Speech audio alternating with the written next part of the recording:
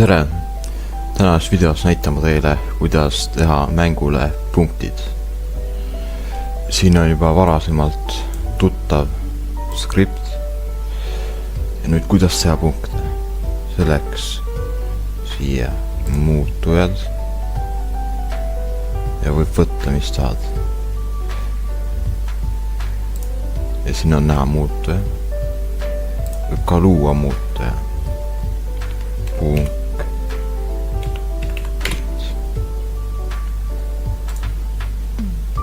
Ja nüüd on punktid.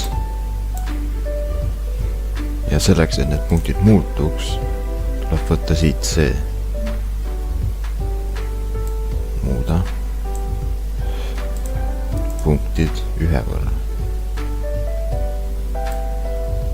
Ja selleks, et punktid alguses nulli läheks, tuleb võtta see.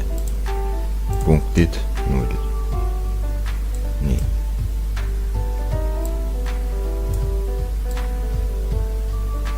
Nii, ja proovime. Jaa. Töötab väga hästi.